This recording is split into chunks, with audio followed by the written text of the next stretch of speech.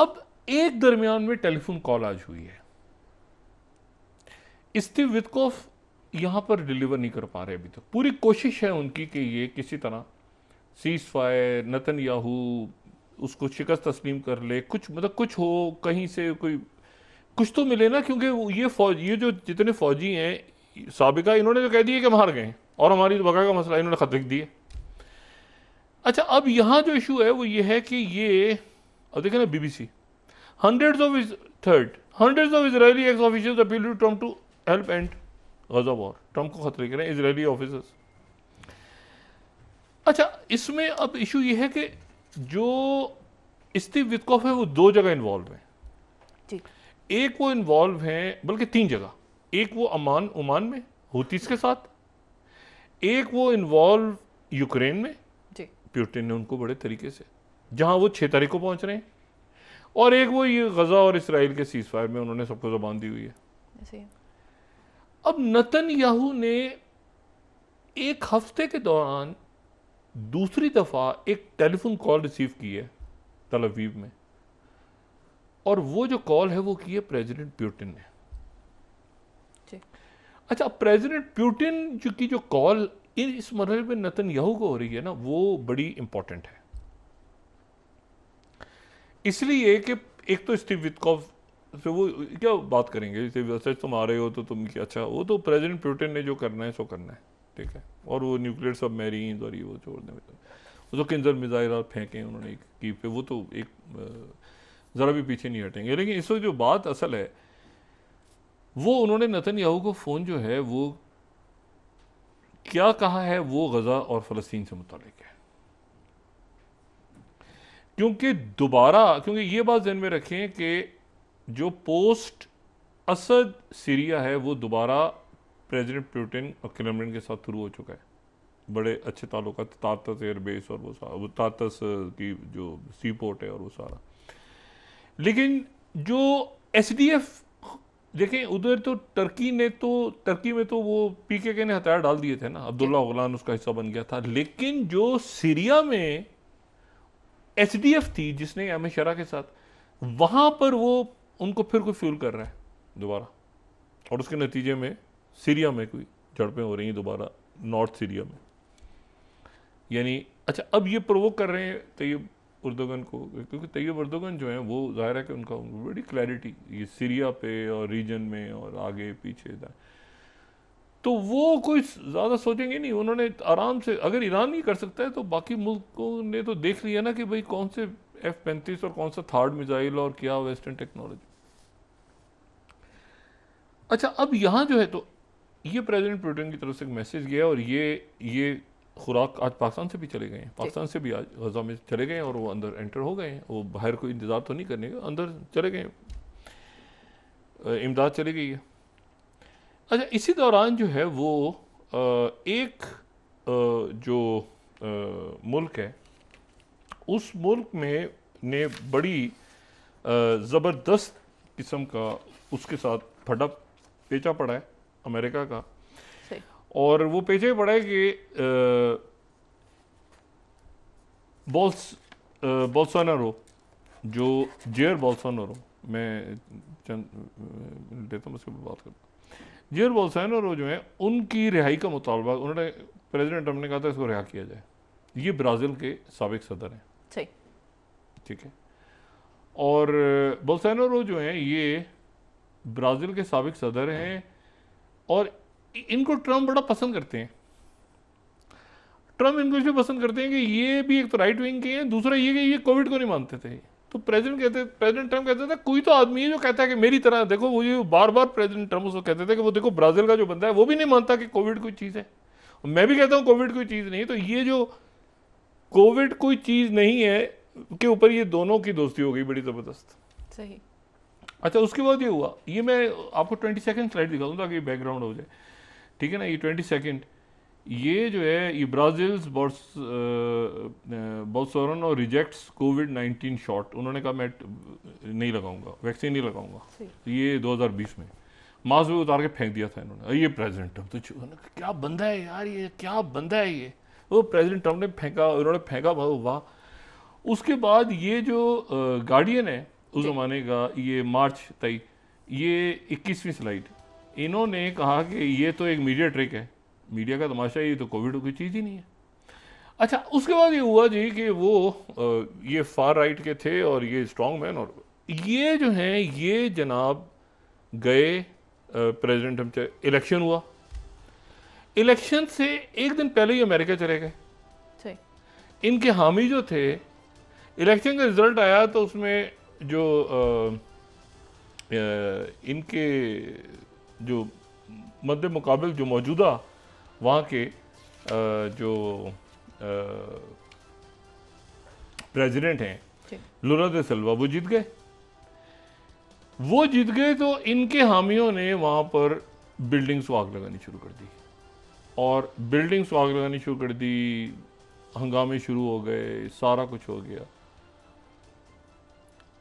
जो लुला दे सिल्वा हैं ये उस वक्त अमेरिका में थे, ये बात इंपॉर्टेंट है। इनका वीज़ा, ये खुद अमेरिका में थे, इनका वीज़ा ख़त्म हो गया, ये वापस लैंड हो गए। तो प्रेसिडेंट ट्रम्प ने कहा कि ये इसको रिहा करो, उन्होंने रिहा नहीं किया, वो 50% टैरिफ लग गए। अब जो लुला दे सिल्वा हैं, यानी ब्रिक्स का जो बी, वो एक तो पॉपुलैरिटी, दूसरा उनका कहना ये है कि ये मेरे मुल्क में कू करवाने की कोशिश हुई है अमेरिका की तरफ से। सही। और आज से मिलिट्री ट्रायल भी शुरू हो गए, मिलिट्री ट्रायल ये जो भी उनके ट्रायल शुरू हो गए हैं, मई से शुरू हैं, लेकिन वो उसमें तेज़ी आ गई है। सही। तो ये जो है, अब मैं आपको सिर्फ ये बताऊं, ये 28 देखा गया ना, मैं क्योंकि ब्रिक्स ब्राज़ील का इसलिए मैं जिक्र कर रहा हूँ कि ब्रिक्स का बी ब्राज़ील है जी। तो 28 50% टैरिफ लगे हैं। 28 no one is defying Trump like Brazil's president. अब लुला दे सिल्वा जो हैं वो कहते हैं कि भाई ये, अच्छा मैं ये वक्फे में जाने से पहले सिर्फ ये बता दूं कि ये हुआ क्या था।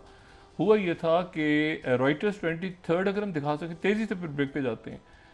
2021 में इन्होंने अटैक कर दिया था जजेस पे, इंस्टीट्यूशन रप्चर, फिर NBC को दिखाएं, ये फ्लोरिडा में लैंड हो गए थे, पावर इन्होंने हैंड ओवर नहीं की थी, फिर न्यूयॉर्क टाइम्स में इनके सपोर्टर्स ने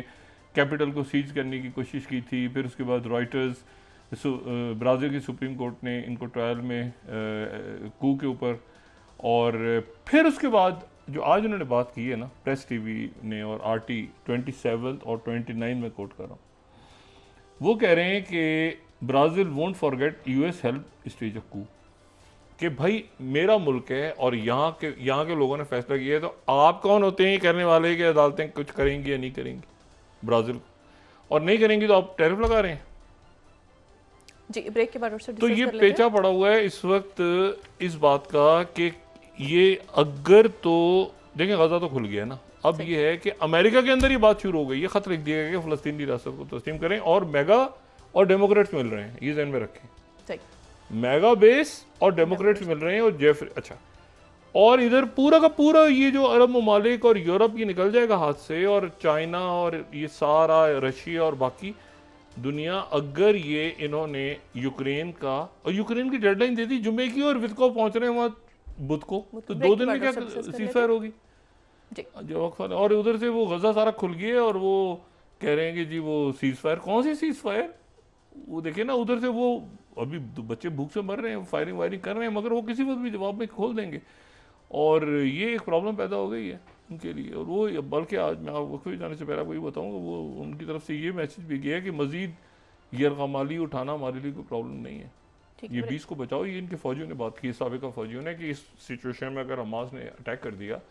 तो ये तो सॉफ्ट टारगेट उठा के ले जाएंगे बहुत सारे मज़ीद। जी नाज़रीन, वापस आते हैं एक छोटे से ब्रेक के बाद।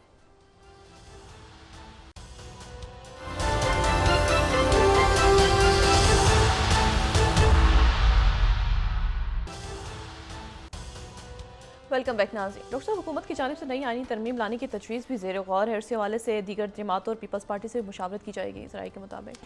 देखें जी, ये तो पोलिटिकली जो मामला चल रहे हैं उसमें आप देखें ना कि एक तो वहाँ पे बिल्कुल सूरत हाल ऐसी है कि क्या इसराइल दोबारा हमला करेगा, क्या वो जवाब में होगा, क्या हिम्मत है इस, अभी तो देखें ना, ये सीरिया के मामला तो सारे ठीक हो जाएंगे SDF के, अभी तो इराक खामोश है, अभी तो शिया सुदानी, ये जो कुछ सीरिया में और लेबनान में इधर उधर सारा हो रहा है, तो उसमें देखें इराक नहीं है ना, अभी तो इराक ने कहीं इराक एक्टिव ना हो जाए, जी। ठीक है, ईरान के साथ और बाकी अरब ममालिक के साथ जो भी सारा सिलसिला है। तो इसमें यह है कि अब इसमें प्रेसिडेंट ट्रंप को जल्द फैसला करना है, जल्द फैसला कर रहे हैं कि वो इसको किस शक्ल में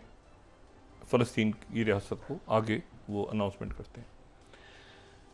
दूसरी जो बात है वो ये है कि यूक्रेन के उन्होंने 10 दिन का दे दिया टाइम, तो वो कि 10 दिन के अंदर सीज़ फायर कराओ, वरना जो है वो पता नहीं न्यूक्लियर सबमरीन जो कि न्यूक्लियर नहीं, जो कि एक्चुअली वो उनकी न्यूक्लियर पार्ट से चलने वाला। अच्छा, कल हमारे जो तशरीफ़ लाए हमारी डेलीगेशन, तो मैं इसमें एक भी से बात करूं कि जो ईरान के सदर हैं मसूद पज़ेश्कियान जो हैं, उनकी अहलिया और उनके एक बेटे का इंतकाल हो गया था 1994 में कार एक्सीडेंट में। सही। तो उन्होंने फिर 1994 से अपने 2 बेटों को और अपनी एक साहबजादी को उन्होंने फिर उनको खुद उनकी परवरिश की, ईरान के जो सदर हैं। तो उनकी जो साहबजादी हैं ज़हरा पज़ेश्कियान, वो केमिस्ट्री में मास्टर्स हैं और उनकी पॉलिटिकल एडवाइज़र भी हैं, और साथ ही वो कुरान की तालीमात भी देती हैं, इंग्लिश भी बोलती हैं, अज़रबैजानी भी बोलती हैं, फ़ारसी भी बोलती हैं, बड़ी ज़बरदस्त वो मास्टर्स हैं केमिस्ट्री में। वो उनके साथ थी कल जो हैं वो उनके साथ जो ज़हरा हैं ये, ठीक है, ये उनके साथ जो हैं जो तशरीफ़ ला रही हैं, तो ये ज़हरा पज़ेश्कियान जो हैं ये उनकी साहबजादी हैं और ये उनको पॉलिटिकल एडवाइस भी करती हैं, लेकिन लो प्रोफाइल में रहती हैं। तो मैंने कहा ये सिर्फ बताते चलिए कि उनकी अहलिया का इंतकाल हो गया, उनकी साहबजादी जो है वो साथ